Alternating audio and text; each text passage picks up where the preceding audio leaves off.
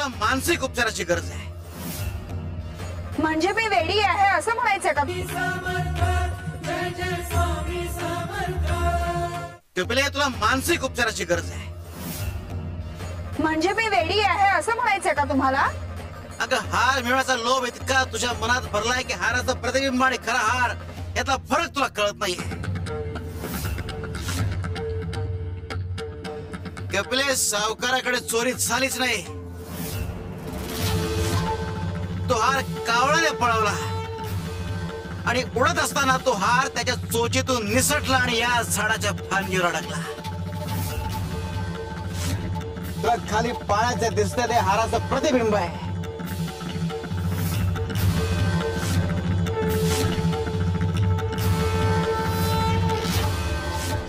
कपिले माणसा सुखाच्या बाबतीत हेच घडतं. माणूस सुख गमावतो मग बुद्धी मनाला सांगताय की सुख शोधून आण म्हणून. मग मन काय करत? मायेच्या डबक्यात ते शोधण्याचा प्रयत्न करत. अगं पण खरंच सुख कुठे हे गुरुच तुम्हाला दाखवतो. तो तुम्हाला दिशा देतो. गुरुने दाखवल्या दिशेवर चला नाहीतर दशा होईल.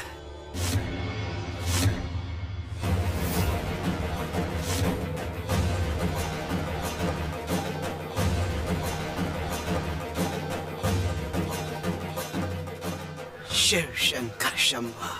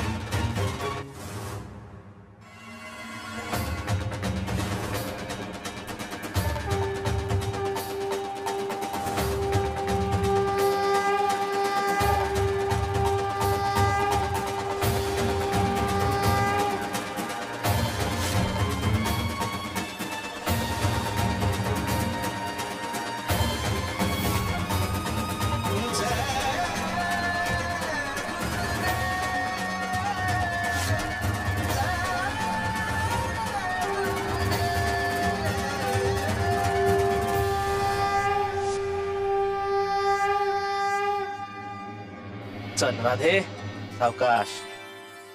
हा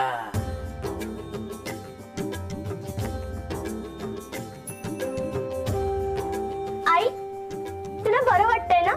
हो बाळा, मी आता अगदी पूर्ण बरी झाले. हो, ही सगळी स्वामींची कृपा. हो राधा, खूप मोठं सौभाग्य आहे हे. आई, सगळे उपचार यशस्वी झालेत. राधा आता ठणठणीत बरी झाली आहे. शुभ दिनी शुभ वार्ता घेऊन आलात. आज खऱ्या अर्थाने देवीची कृपा झाली रे बाबा. आता नवरात्रीचं विसर्जन आपण तुमच्याच हातनं करूया. यापेक्षा मोठं सौभाग्य ते कोणते राधा?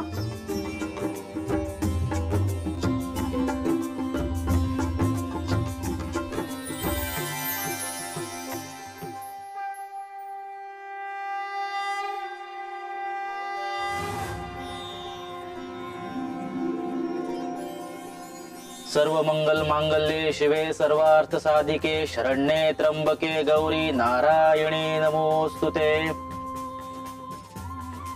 या देवी सर्वभूतेषु शक्तिरूपेण संस्थिता नमस्तस्यै नमस्तस्यै नमस्तस्यै नमो नमः।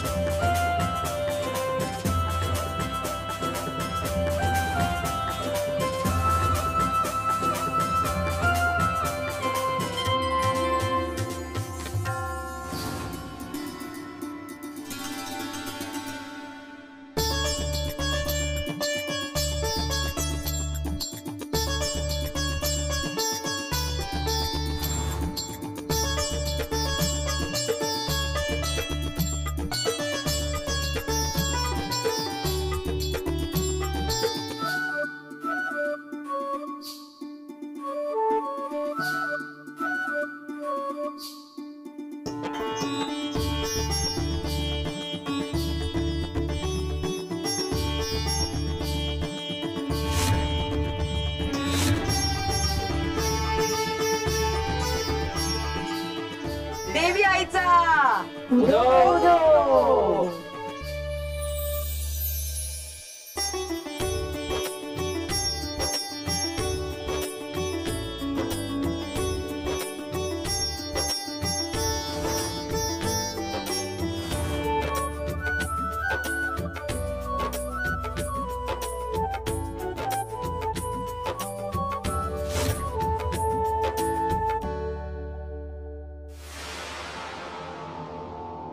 देवी आईचा उदो उदो।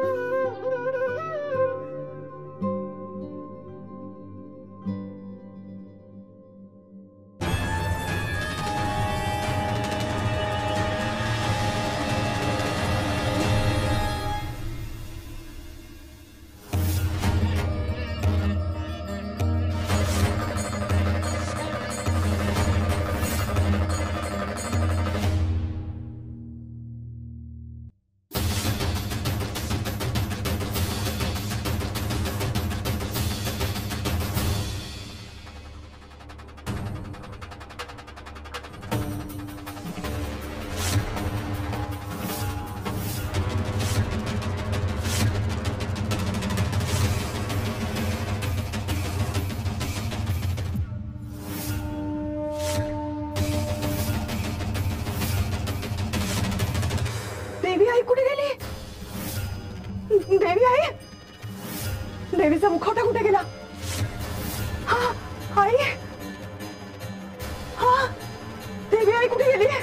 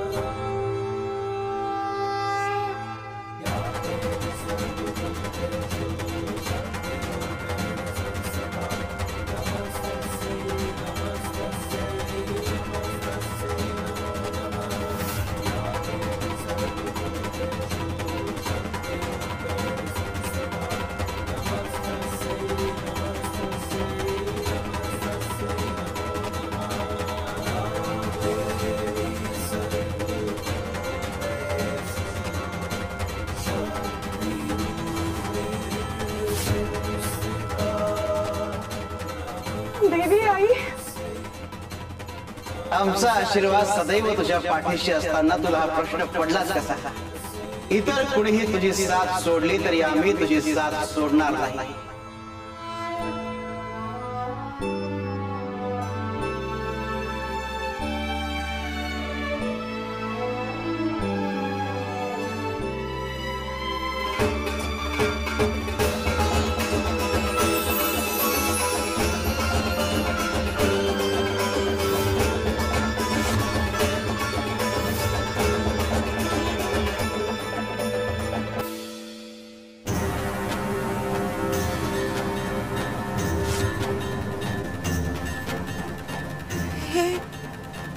काय होतं आता?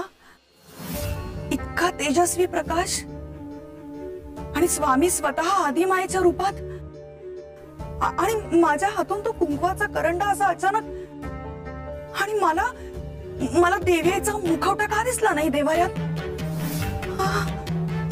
हा हा काय अपशकुन आहे का? की माझ्या श्रद्धेची कसोटी आहे?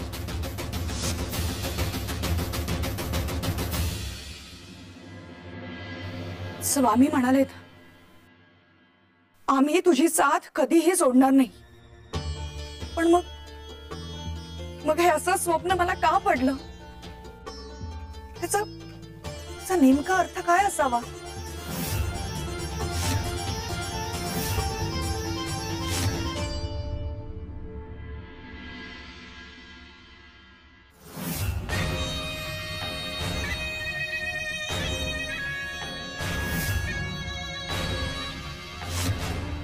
रघुनाथराव, अरे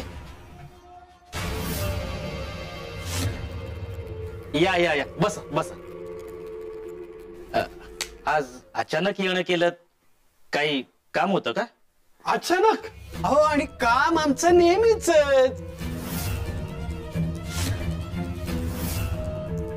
कर्ज वसुलीचं. अहो, मुदत संपली ना. व्यंकटराव, अहो मी तर तुम्हाला म्हणालो होतो की 4 महिन्यामध्ये मी कर्ज फेडेन म्हणून. तुम्ही लवकर आलात. नाही नाही, अहो तुम्ही 4 आठवडे म्हणाला होता.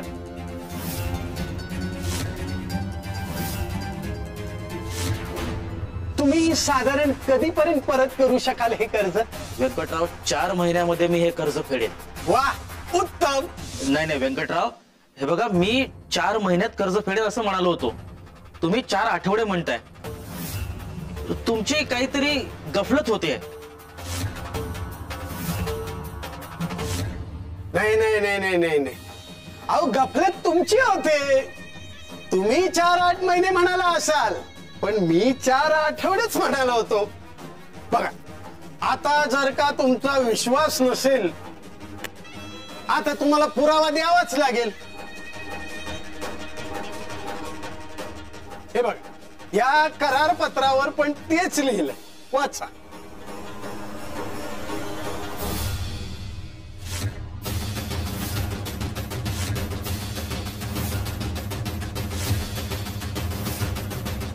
हो रघुनाथराव, आता मीच सगळ्यांसमोर वाचून दाखवतो. तर मी रघुनाथराव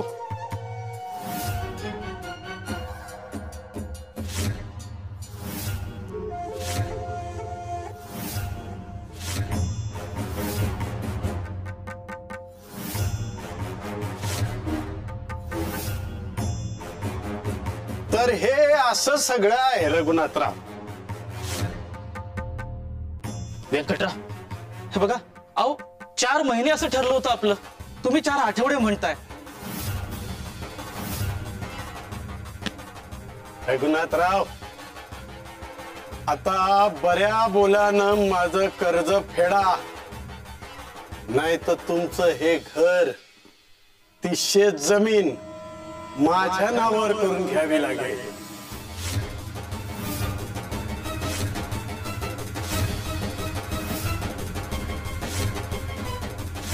आणि कसं आहे ना रघुनाथराव, मी शब्दाचा फार पक्का माणूस आहे. आणि माझं कर्ज जर का कोणी वेळेत दिलं नाही ना, तर मला अजिबात चालत नाही.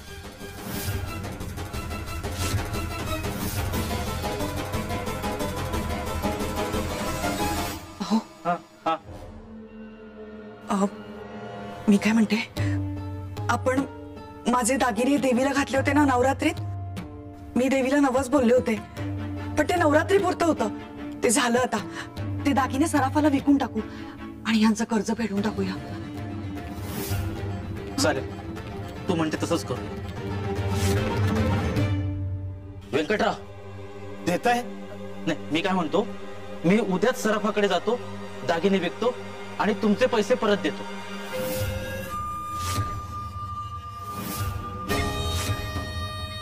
यांनी खरंच फेडलं तर माझ्या मूळ हेतूला सुरुंग लागेल. माझा मूळ उद्देश पौलमीला मिळवणं आहे आणि यासाठी यांनी अडचणीत यायलाच हवं.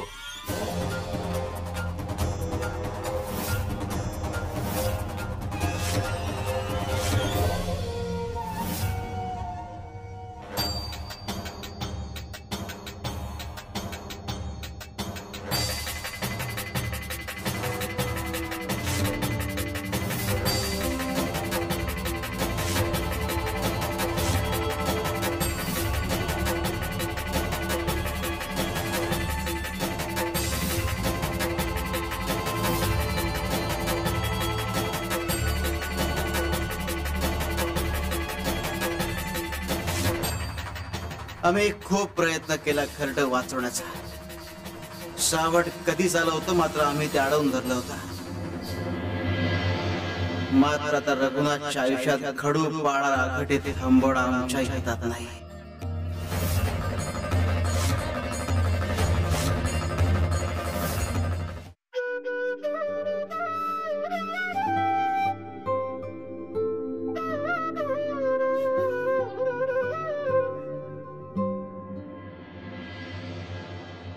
थांब रघुनाथा, थांब.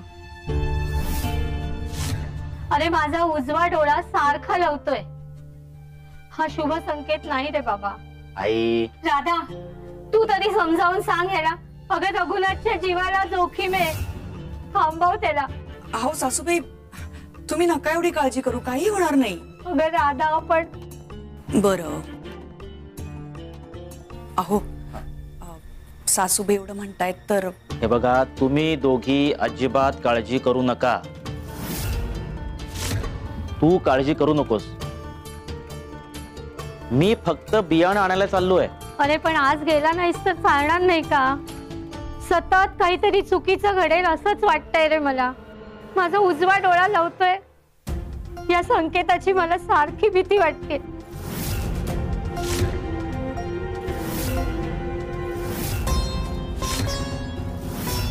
आई, येत.